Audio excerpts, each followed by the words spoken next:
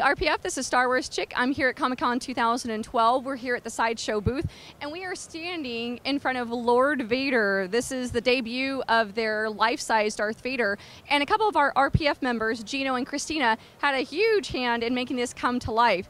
Gino, I know that you custom sculpted a mannequin just for this project. Can you tell me about the process of doing that? Sure. I guess start out with 250 pounds of clean clay in my living room, basically. You know, one thing I think is most critical aspect to getting Vader to look right is his physique. And I've seen a lot of displays over the years, including my own, where you know the physique maybe wasn't quite right. And even if you have really amazing, accurate costume components sitting on a form that isn't representative of the actor who played him, it just, you know, the look of Vader just isn't going to be there. So I set out to really, truly make an accurate form of David Prowse.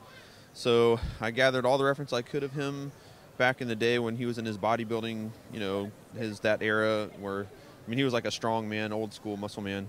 So I got all the photos I could, printed them out one-to-one, plastered them all over my sculpting room, and, you know, tried to match the photo reference as best as possible. Now, I know you had an interesting experience with a UPS man coming into your house. Can you tell us a little bit about that?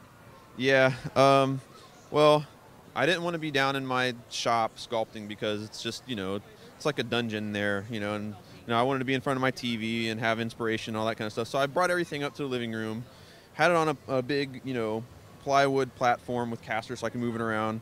So I have the sculpture in process there, and all along the walls, and like a panoramic view, is all these one-to-one printouts of David Prowse in like these scantily clad muscle suits of him posing and being all, you know.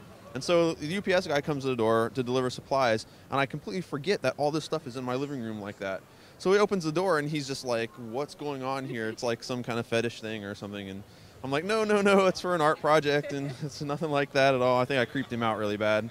And now, Christina, you did the soft parts for this project, correct? Yes, I did. Gino hired me to do everything, to work with him one-on-one, and we started out by working together to get all the patterns done, and for the leather pieces, the robe and the cape. And the pieces actually were specially made to the form because they're riveted on. They're not like garments. It's not a costume. It's not a costume. Yeah, it's riveted there. You can't take it off, and they're specially made to make it look, you know, just as it should be. In that, you know, so you can't really move everything around. Now, Gino, the gloves are the one part that you guys did not make. Is that correct? That's correct. And actually, we weren't even supposed to have this Vader for this show. Originally, it was planned to be done for Star Wars Celebration, but you know, I thought ambitiously we might be able to have it for Comic-Con, and so we, like, you know, just did everything we could to make it happen. And in doing so, one of the things that we weren't able to finish down to the wire were the actual gloves.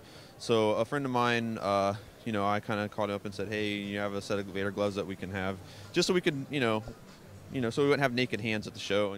So real quick, just go over a couple of the features on this Vader. Okay, well, one of the cool features, well, first of all, it's a non-wearable display. I mean, none of the components are removable that you could wear as a costume.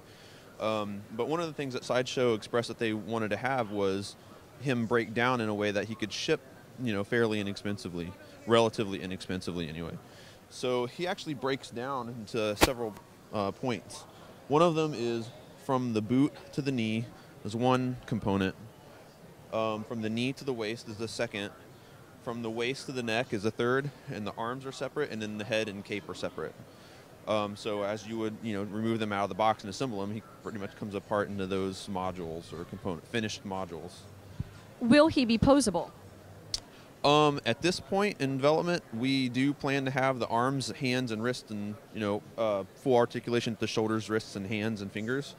And I guess his head swivels a little bit, but you know, with the design of the armor and the helmet, it was never really designed for full movement anyway. So I mean, you might get a little turn left and right of the head, but he's not, you know, Vader can't, you know, it's kind of like wearing a big neck brace. He can't really do anything. He can't lift his arms up, you know, past like, you know, mummy position or whatever, but that's just the design of the costumes. You can do about that. Well, I must say this suit looks incredible. You guys did a great job. Thanks, I appreciate that.